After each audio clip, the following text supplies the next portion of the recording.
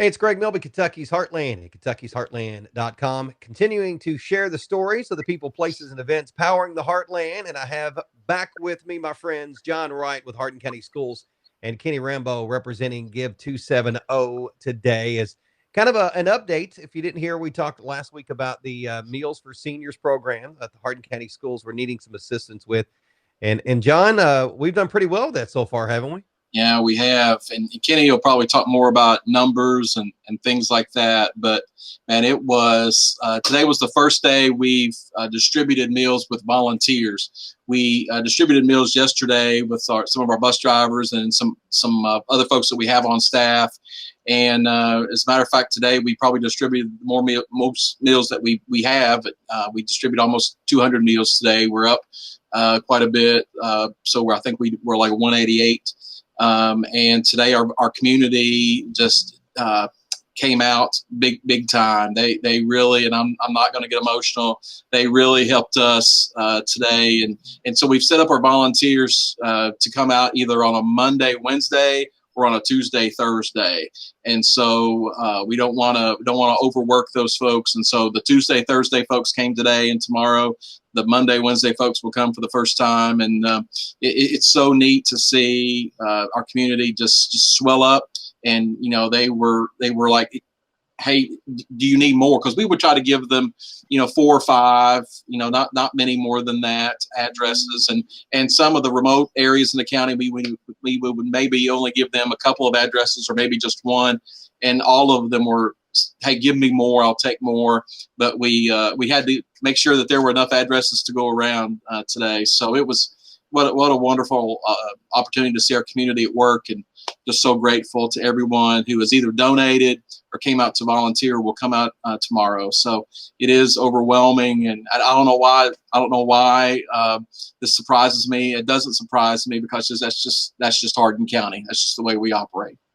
I knew it would be this way, and it is such a great community, and that's why I love being able to share the stories of people doing this kind of stuff, because I think it inspires other people to do that. So, Kenny, give us some numbers. What kind of money has come in so far in donations, and how many meals are we going to be able to provide? Yeah, well, thanks, Greg. Appreciate you helping us get the word out about what is some really positive news in the midst of all this. To John's point, just our community showing the generosity and compassion that it's known for outside of this COVID outbreak, and certainly showing it within it.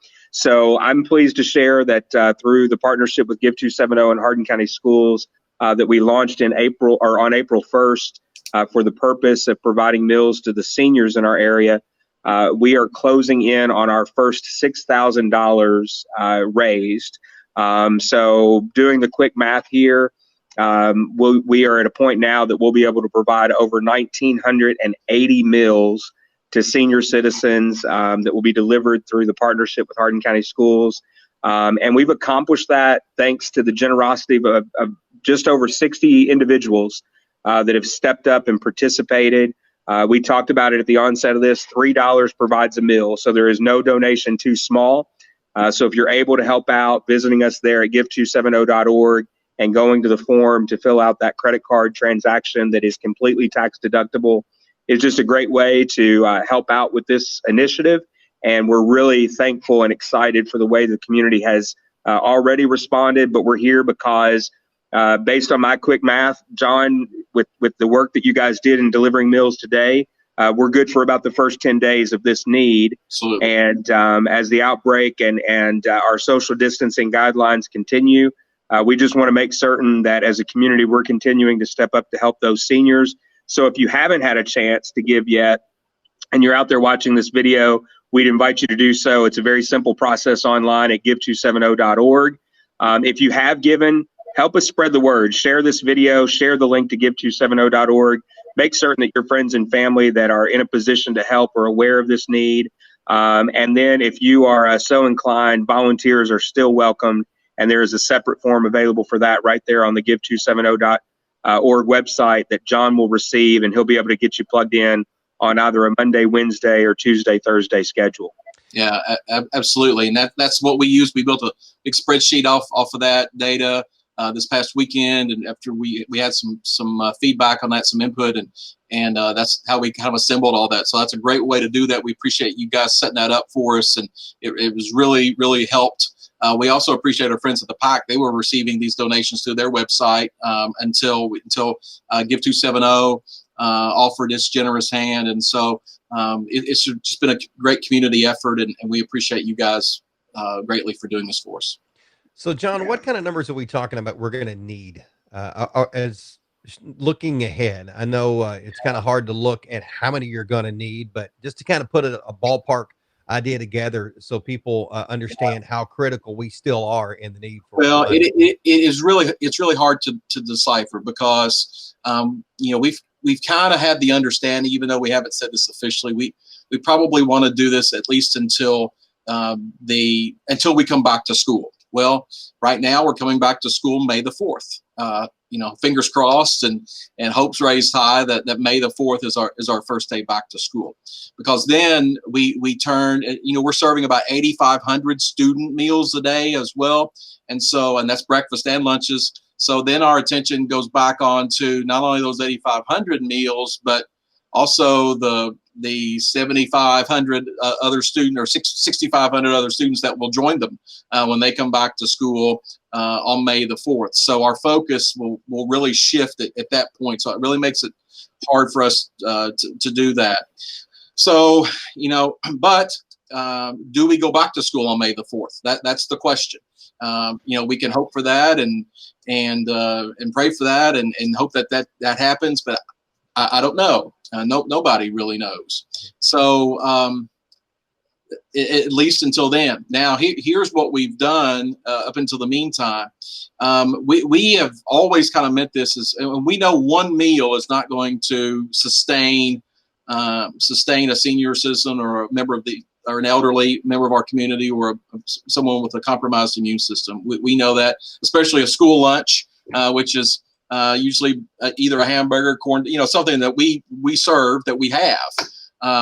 So we know that's not going to sustain anybody. So to be good stewards, what we've kind of had to do, and to see this, we've been fortunate to get in almost $6,000, as Kenny has shared, but we also have taken the step of, giving meals only 2 days a week now. So the Monday, Wednesday group they will take those meals to those same seniors, and they will take them on Monday, Wednesday.